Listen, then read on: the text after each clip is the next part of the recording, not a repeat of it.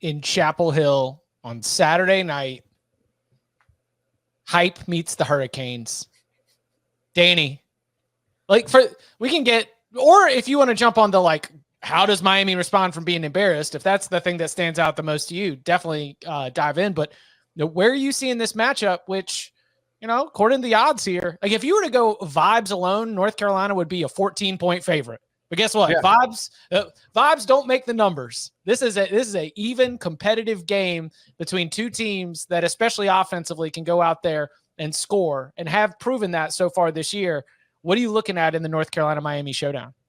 You know what the odds makers do? They ignore a knee that wasn't taken, right? They don't. Yeah. They're like, hey, that team should have won that game. It doesn't bother them. Now the vibes come in. Where is your team emotionally, mentally coming in from that one?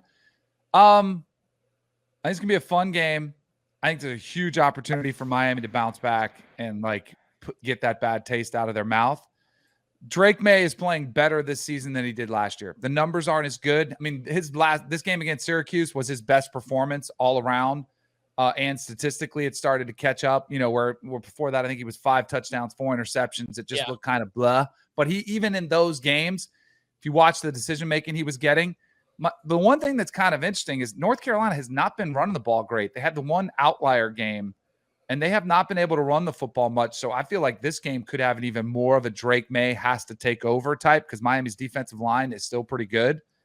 And then on the flip side, North Carolina's defense is better. And you talk about vibes. It's a good thing we're talking about the knee at the end of the game because Tyler Van Dyke did not look good at all against Georgia Tech. He needs to have the big bounce back game for them. So I think Lance Guidry, I think this Hurricanes defense is really good. The secondary got exposed a little bit late in that game.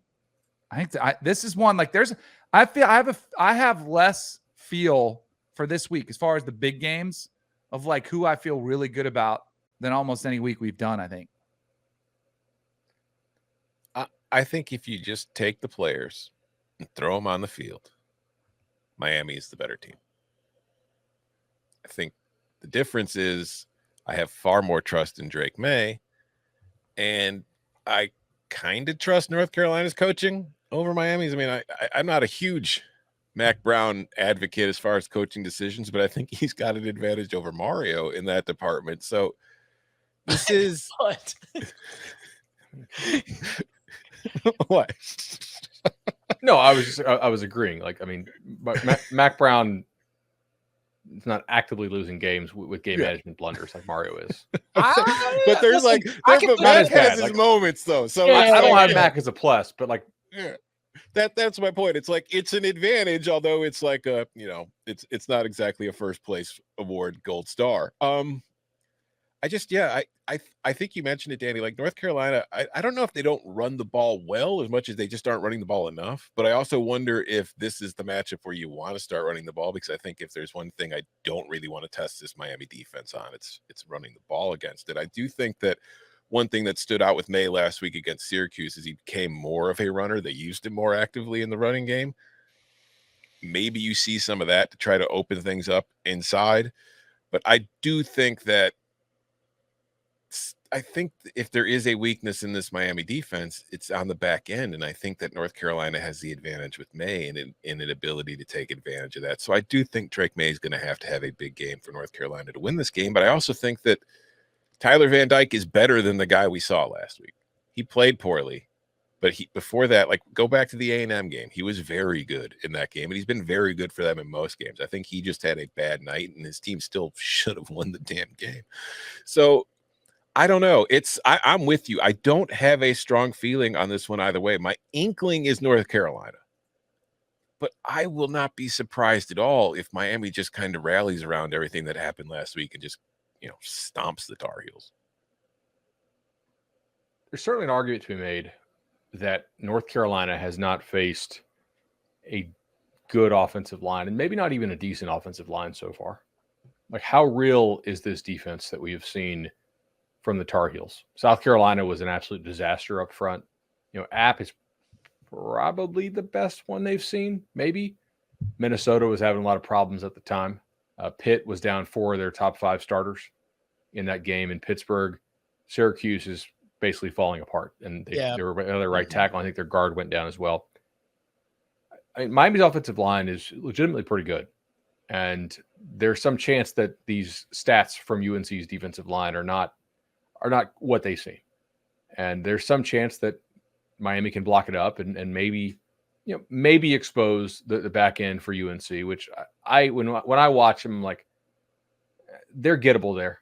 I think if you really block it up, like you could throw the ball on them some, but Georgia Tech was gettable as well, very gettable.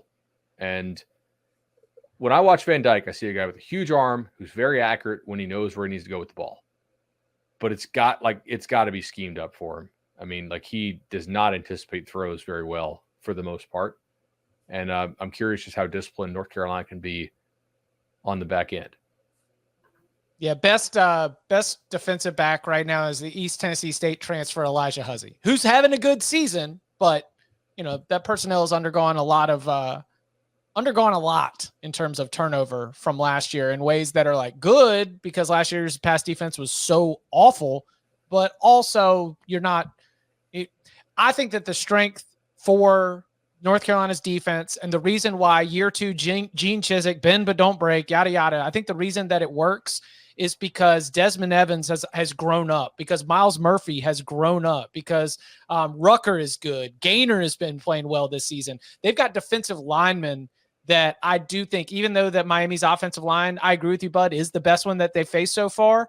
When you get in those 3rd and long scenarios and those guys are able to tee off a little bit, they have been doing a pretty good job of coming up with those big plays. And that's to me where the game is going to be decided, is when you do a good enough job to force Tyler Van Dyke and these Miami wide receivers to beat you.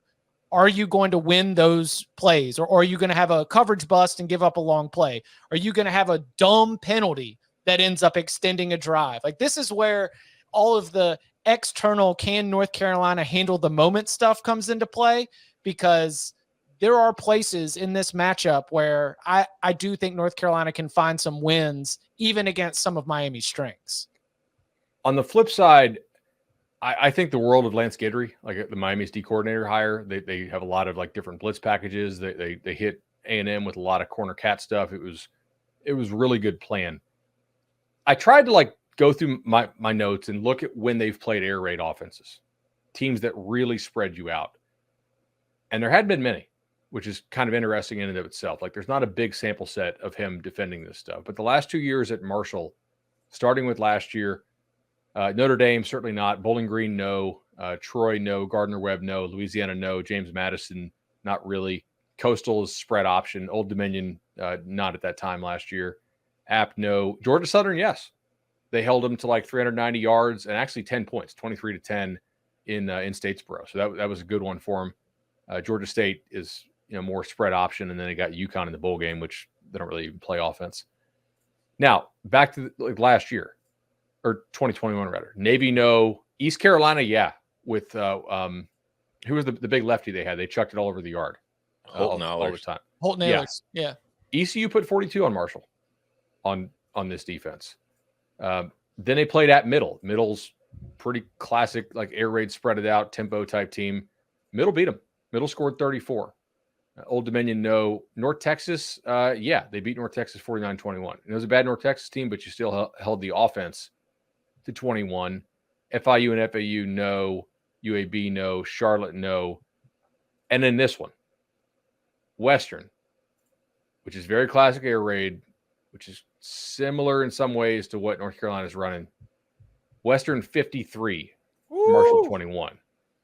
So like 3 out of the 4 that I could really find, they seem to have had a lot of success against Marshall's defense when Guidry was running it. But I don't know, like that's not enough sample for me to really read into it. It's just interesting.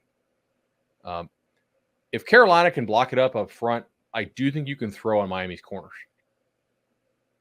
And Drake Miami also has like 7 players on the defensive line who are going to win one-on-one battles against North Carolina's offensive line. The IF's doing a lot of work there, isn't it?